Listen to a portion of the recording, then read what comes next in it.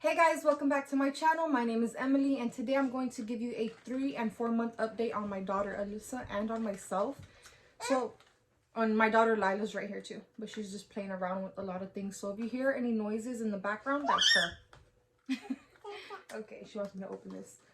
To start off with Alyssa at 3 months, let me just tell you, teething. She started teething at 3 months and it was nothing but screaming, crying, you know, yelling, everything, because it hurt her so bad. And at the end of 2 months, she was already drooling a lot of saliva was coming out of her mouth. But like right when she turned 3 months, boom, screaming, and it was just like a roller coaster from there. So I've been dealing with her teething for a long time already, and I know it's going to continue because I mean that's what happens with little kids, with babies. Here, take it. And the teething part, you know, obviously she's my 3rd child, so I already know what to do, what to use.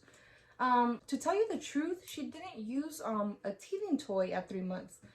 One, because she could barely grasp and hold on to something, and 2, you know, I would put the teething toy in her mouth and sorry guys, and she would just get mad. You know, she'll take a bite, but then she just didn't care for it. She didn't want it.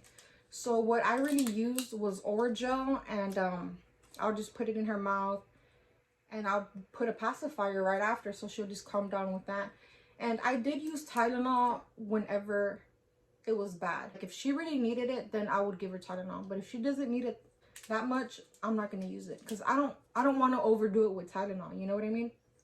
So it was just mostly Orajel. Sometimes I would put her pacifiers in the freezer, like for maybe 20 seconds, so they can get a little bit cool and chilly, and I'll just stick it in her mouth, and like in not even 1 minute the pacifier was warm already, because you know her mouth was hurting and just with her saliva and everything. But that's what I did, Orajel and pacifiers basically for now.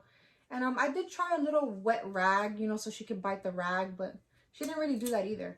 So right now she's sticking her thumb in her mouth and she's still teething. So also at 3 months, I checked Alyssa's developmental milestone checklist online, and she's basically marking off everything that she's supposed to be doing. Like for example, she started opening her hands more at 3 months. She started grasping, not that hard yet, but she was grasping, closing, grabbing things, my hand, her toys. She was also kicking a lot, making baby noises. And what else? She started to, oh yeah, eye coordination with like someone else. You know, she was looking at me every time I walked past by her, or even if I called her name, she would look where I was going.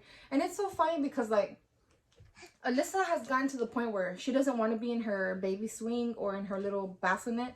She just wants me to carry her. So sometimes when I'm walking around the house, I'm like trying to walk really fast, or trying to, you know, to go down so she won't see me. But when I look to check if she's looking, she's already just staring at me, like she's staring at me where I'm going, and I'm just looking at her like, dang, you know, she saw me. But once your kid starts getting older, your child, you want to check their developmental milestones online. You can even check with the pediatrician when you go to their appointments. What should they be doing? The doctor even asks you, is your baby doing this? Is your baby doing that? Yes, no, yes, no. You make sure with them. But it's very important, because if they're not doing what they're supposed to be doing, like their developmental skills and all that, you might notice that there's something with them, you know. I'm not saying that there's going to be. Some kids take longer than others to do things. So I know I made my face like that, but every child is different.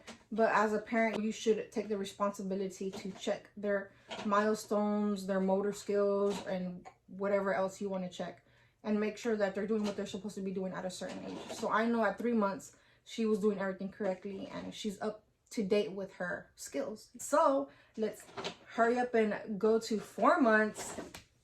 Let me tell you guys, her teeth started coming out at 4 months. Boom, boom, boom, boom. She has 2 teeth. One of them has already popped out, and the other one's under her gum. And I know I'm getting louder because it's amazing. 4 months, boom. 3 months she was teething, boom. 4 months, bam. She's just looking at me like, What are you talking about, Mom? And I know it's going to continue because obviously all her other teeth still need to come out.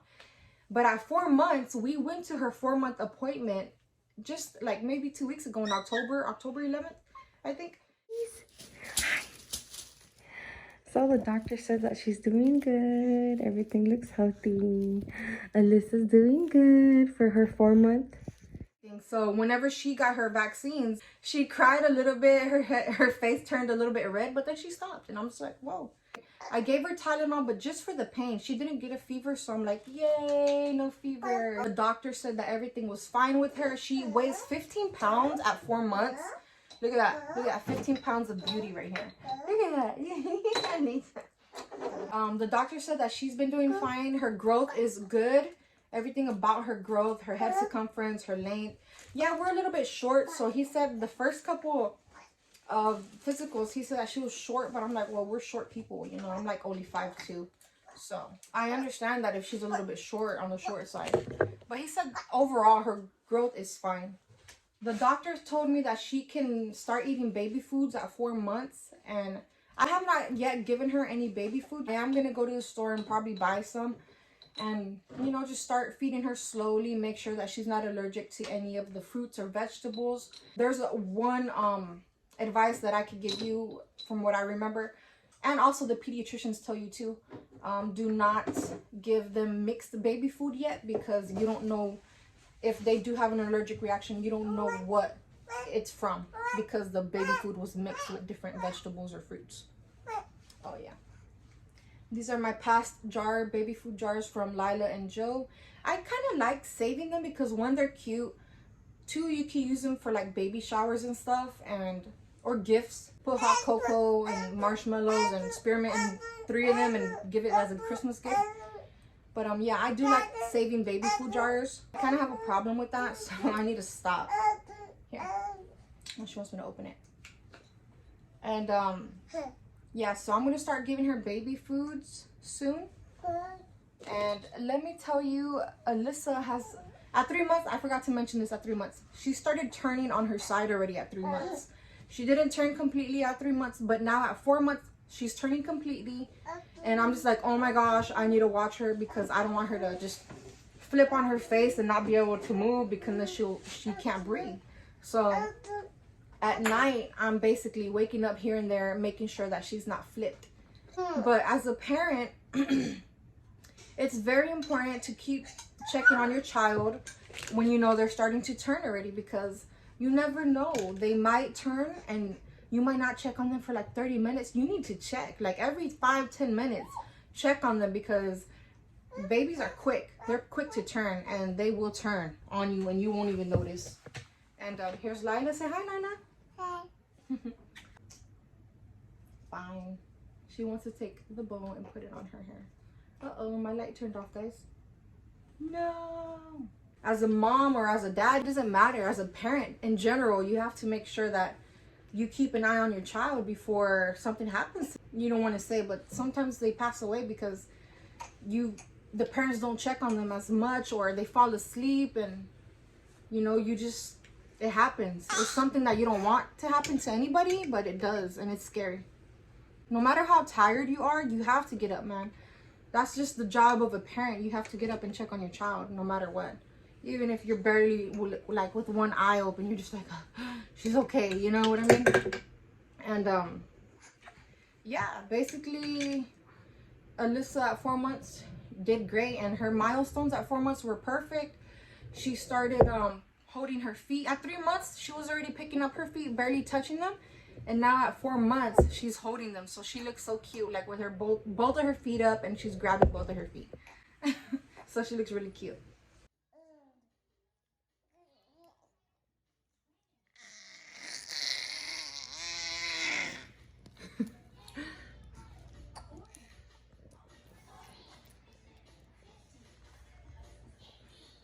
She's grabbing her feet already, reaching for her little toes.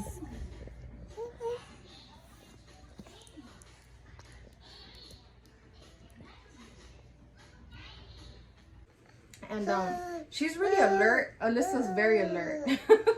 And her eyes are just like this. Here, like, get off, hold on, get off. Okay. Here, take this. Whew. Yep, that's a 1-year-old and a 4-month-old right here, guys. And Alyssa is turning 5 months soon, so I understand that some kids don't get their teeth yet at 3 to 4 months. Sometimes they get them at 6, 7, 8 months, or even 12 months. So every kid is different. But Alyssa already got 2 of them, and I'm just like, whoa. The second one should be coming out soon. Maybe at 5 months they'll be coming out. But yeah, I just cannot believe that Alyssa's teeth have came out already. Let me see if you can see them. Nothing yet, nothing yet. Can you see that, guys, right there? Those little teeth. Ah. Here, you want to put your pacifier in your mouth? At 2 months to 3 months, she wasn't really holding her pacifier in her mouth either. But at the end of 3 months, toward the end of 3 months, she did start holding her pacifier in her mouth. And now at 4 months, she holds it in. This is a green tea iced from Dunkin' Donuts. It only has 5 calories and it does have caffeine in it, but maybe not that much. So I didn't really feel bad getting it. And I'm pretty sure that's everything about Alyssa. Hopefully I didn't really leave anything out. So for an update with me at 3 months. I think she's getting mad already. Here. You gonna go to sleep already? Yeah, she's sleepy. So at 3 months, let me just tell you that my hair started falling out. My husband's like, why is there hair everywhere? And I'm like, sorry, that's my hair, you know? In the shower, on the bed, on his clothes, underneath his clothes, you know? My hair is everywhere, even on my kids, everything. And he's like, why is there hair everywhere? I'm like, well, I'm sorry, you know, I can't control where my hair falls. And he's like, why is your hair falling out? I'm like, because when you have kids, maybe after a little while, your hair starts to fall out. He was like, no, it doesn't. I'm like, this is my 3rd child. I know what's happening to me. Like, my hair falls out. So, besides my hair falling out and being everywhere, my hair is super long. It's probably like 20 inches or 20 something inches. And I honestly need to cut it because it's very, very dry at the bottom. I have split ends, everything. So I probably need to take like 3 inches off of my hair. I started taking everyday women vitamin gummies. Before I left my last postpartum appointment, the midwife told me that I couldn't continue my prenatal vitamins, but I didn't want to, so I did not. And then at 3 months, my hair started to fall out. But now I'm taking everyday women vitamins. And if I see a difference, maybe. I mean, it's natural for your hair to fall out. Everyone's hair falls out, not even if you're not pregnant. But mine did fall out a lot, but it has calmed down. And it does fall out a little bit, but not too much like it did before. And that was the only thing that happened to me at 3 months. And my weight, let me give you guys an update on my weight. I'm still the same. Boom, boom, boom. I have not yet tried to get on a strict diet, but I am basically toning down on drinking coffee every day. I stopped drinking coffee for like maybe 3 weeks already because I drink coffee every day, but I stopped doing that. And I started eating less. Be careful. She scared me. Be careful, okay? You know that means I got a mess in this room, okay? I'm not gonna lie. I can hide it right here, but deep down inside, I have a mess. And I know some of you do too. I don't even know what I was talking about. What was I talking about? I talked about my hair. Oh, my weight. I weigh 223 or 224. I have not went down yet, but I am controlling myself slowly. So I know losing weight is a slow process, and even getting into the mindset is a slow process. You can't just jump in because then you'll just give up quickly. So, you know, I'm taking baby steps. So I stopped drinking coffee. Now I'm eating less. Now I'm just like trying to make healthy eating habits. I've been eating broccoli. I love broccoli. Maybe with a little bit of cheese. So I know that's not that great either, but I can't just cut everything out because then I'm gonna have like a withdrawal. I'm gonna go eat Burger King, McDonald's and everything. And I've been doing 15-minute walking exercise videos on YouTube. I'll let you guys know. It's Leslie Sanson 15-minute walk videos. And I know there's a lot of different types of videos on YouTube, but I'm just trying to take it easy and get my body back into the rhythm of exercising. So, you know, you just got to take it one day at a time. And my goal is to lose weight, but I know that if it takes me a while, that's okay. And sometimes, you know, procrastination comes along and just says, hey, you know what? Do it later. So, as a stay-at-home mom, or even as a working mom, you know, it's kind of hard for everybody. But me as a stay-at-home mom, you know, I got to clean the dishes. I got to wash the clothes. I got to clean the house. So I try to do everything first, and then I leave myself last. So sometimes I don't even get to do what I want to do. And I know it's time for me to start waking up early. You know, I even told myself, you got to start waking up at 5 o'clock in the morning. Get things done. Maybe like do a quick clean or something like that. And then come back from dropping Joe off from school and do exercise. You know, or vice versa. Do exercise early in the morning. Get everything under control with yourself. And then after you're done taking Joe to school, come back and clean the house. But nothing has worked yet. I myself am not organized. And that's just the truth, you know. I am a stay-at-home mom. People say, don't you have a lot of time to do everything? Honestly, I feel like I don't have time to do anything.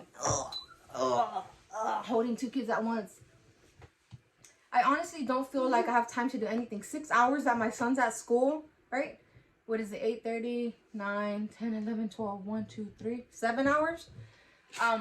That he's in VPK. I don't feel like it's enough time for me to do anything. I barely get home. I barely get back from dropping them off, and I barely start cleaning. And food, you know, I cook food all day, wash dishes, you know, I just keep repeating the same things. Just pulling my hair. If you are a stay-at-home mom and you feel like you don't have enough time to do things, maybe you need to wake up earlier, because that's the advice that I'm trying to give myself. And I'm trying to push myself to wake up earlier, but it hasn't happened yet. And I know if I did wake up earlier, my life would be probably a little bit more organized and a little bit more calm. And myself too. And so that's what I'm dealing with right now. Just trying to motivate myself for weight loss and to eat right. And I'm also trying to motivate myself to wake up earlier to get my life a little bit more organized. So that's my goal, and that's my, you know, I still have ambition to do better for myself. So that's what I'm leaning towards. So yes, motivation is in my mind. Anything else? I don't want to leave anything out. Me at 4 months. I talked about my weight, my hair, my motivation. I am procrastinating sometimes. And oh, have I been depressed? You know, that's a question. Have I been depressed? No, I have not.